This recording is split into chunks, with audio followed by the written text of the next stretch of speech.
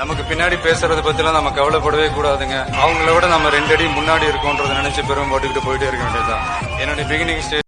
வணக்கம் நண்பா, welcome to ஆர்கேம் channel. நம்ம லெஜண்ட் சரவணனுடைய நடிப்பில் அண்ட் ப்ரொடக்ஷனில் வந்து 2வது படம் வந்து த லீடர் படம் வந்திருக்கு. அந்த லீடர் படத்தோட த்ரீம்ஸ் வந்து அந்த வீடியோ ரிவ்யூவில் பார்க்க போகிறோம். அதுக்கு முன்னாடி நம்ம சேனலுக்கு இப்போ தான் வரீங்கன்னா மறக்காமல் கீழே இருக்க ரெட் கலர் சப்ஸ்கிரைப் பண்ணிட்டு தான் அமைக்கிக்கோங்க. இந்த படத்தோட ஒன்லைன் ஸ்டோரி பார்த்தீங்கன்னா, நம்ம லெஜண்ட் சரவணா வந்து ஒரு இந்தியன் ரா ஏஜென்ட்டாக இருக்கார். அவர் ஒரு அண்டர்ஸ்கோனில் வந்து ஒரு சின்ன பொண்ணை வந்து தன்னுடைய அம்மா இழந்ததுக்கப்புறம் வந்து வளர்ந்துக்கிருக்காரு சிங்கிள் பேரண்ட்டாக. அதில் நடக்கிற ஒரு விபத்தின் மூலமாக வந்து இந்தியாவுக்குள்ளே ஒரு கண்ட்ரியில் வந்து யுரேனியம் மாதிரி ஒரு பெரிய சயின்டிஃபிக்கான ஒரு பவுட்ரு வந்து வெடிபுருந்து அதை தடுக்கிறதுக்காக ஆண்ட்ரியா வந்து சுப்ரீம் போலீஸாக இருக்காங்க அந்த ஏரியா சரௌண்டிங்கில். அந்த நேரத்தில் வந்து நம்ம சரவணனோட பிள்ளையை வச்சு பிளாக்மெயில் பண்ணி அந்த போதைப் பொருளை வந்து சோஷியல் மீடியாவுக்கு எல்லாருமே ட்ரிகர் பண்ணிடுவாங்க. அந்த ட்ரிகர் பண்ணதுக்கப்புறம் அந்த வில்லனும் லெஜண்ட் சரவணா வந்தும் எந்தளவுக்கு அதை தடுத்து காப்பாற்றி அந்த இவங்கள பழி வாங்கினாங்களா இல்லையான்றத ஒரு ஒன்லைன் ஸ்டோரியை வச்சு படத்தை கிட்டத்தட்ட ஒரு 2.5 மணி நேரம் கொடுத்துருக்காங்க. படத்தோட ஃபஸ்ட் ஹாஃப் பார்த்தீங்கன்னா முழுக்க ஸ்லோவாக தான் போகுது. அது படத்தை பார்த்த எல்லாருக்குமே உங்களுக்கு தெரியும். செகண்ட் ஹாஃபை கம்பேர் பண்ண பார்த்தீங்கன்னா ஃபஸ்ட் ஹாஃபை கட்டில் செகண்ட் ஹாஃபில் அண்ணாச்சி வந்து மிரட்டி விட்டுருக்கானே சொல்லலாம்.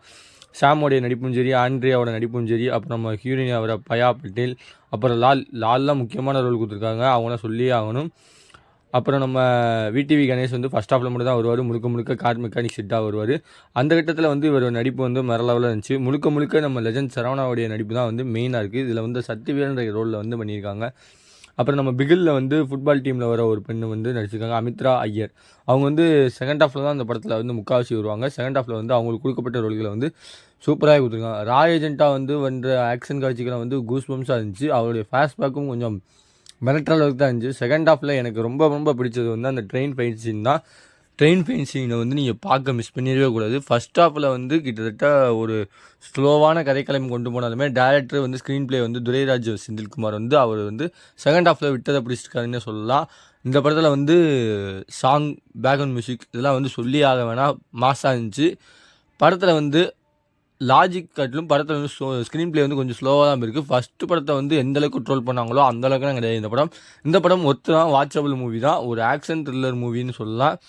இதில் வந்து அந்த ஹார்பர்லேருந்து அந்த சரக்கை வெளியே எடுக்கிறதுக்கு வில்லங்க அங்கே எப்படி பண்ணுறாங்க, அது இவரை வச்சு எடுக்கிறது. அந்த இவரை வச்சு எடுத்த சரக்கை வந்து இவர் எப்படி க்ளோஸ் பண்ணுறாருன்றதை இன்டர்வலில் ஒரு மாசான சீனை வச்சு முடிச்சிருப்பாங்க. அதுக்கப்புறம் செகண்ட் ஹாஃபில் தான் கதையே ஆரம்பிக்குது. இது வந்து கிட்டத்தட்ட நான் ஃபஸ்ட்டு படம் வந்து பார்த்தா அவங்களுக்கு தெரிஞ்சுக்க அவர் ஃபஸ்ட்டு படம் வந்து ரியாக்ஷன் அந்தளவுக்கு இல்லைன்னு சொல்லலாம். செகண்ட் படத்தில் இந்த படத்தில் வந்து பார்த்திங்கன்னா அவர் ரியாக்ஷன் ஃபைட் காட்சிகள்லாம் வந்து அதில் கூஸ் பம்ஸாக இருந்துச்சு. என்னடா நீயாடா அப்படி நடிக்கிறீங்க மாதிரி தான் இருக்குது. அதாவது ஒரு தொழிலதிபர் தாண்டி சினிமா இண்டஸ்ட்ரிக்குள்ளே நான் வரேன், அதுவும் என்னுடைய சொந்த காசை போட்டு நான் தயாரிக்கிறேன், இயக்குறேன், இதுதான் கதை, இதுதான் டேரக்டர் அப்படின்ற மாதிரி ஸ்க்ரீன் பிளேயும் ஸ்டோரியும் வந்து இவருக்கு ஏற்ற மாதிரி எழுதியிருக்காங்க. நம்ம டேரக்டர் சொல்லி ஆகணும். துரை செந்தில்குமாருடைய இயக்கத்தில் கேபிள் அவருடைய மியூசிக்கில் வெங்கடேசனுடைய சினிமாகிராஃபி மெயினாக சொல்ல போனோம்னா முழுக்க ஹார்பர் சுற்றி எடுக்கப்பட்ட காட்சிகள் தான் வந்து நிறையா படத்தில் காட்டியிருப்பாங்க. அந்த படத்தில் அவுட்டோர் ஷூட்டிங் அவ்வளோவா இல்லை, ஃபாரின் ஷூட் வந்து முக்கால்வாசி எடுத்திருப்பாங்க. இதுதான் படத்தோட கதைக்கிழமை வச்சு முடிச்சிருப்பார் நம்ம டேரக்டரும் எடிட்டர் சினிமாகிராஃபி. உங்களுடைய டீம் வந்து பக்காவாக ஒர்க் பண்ணியிருக்காங்கன்னே தெரியுது. இந்த படத்துக்கு ஆர்கேம் சேனல் ரேட்டிங்னு பார்த்தீங்கன்னா 5க்கு 3.5 தருவேன். ஒன் டைம் வாட்சபிள் மூவி, தேட்டரில் மிஸ் பண்ணாமல் பாருங்கள். இந்த வாரம் வந்த வீக்கெண்டில் பெஸ்ட்டு மூவினே சொல்லலாம். அடுத்த ஒரு மூவி சந்திக்கிற வரை உங்களிருந்து விடைபெறுவது உங்கள் ஆர்கே அருண். பாய் விவாஸ். லீடர்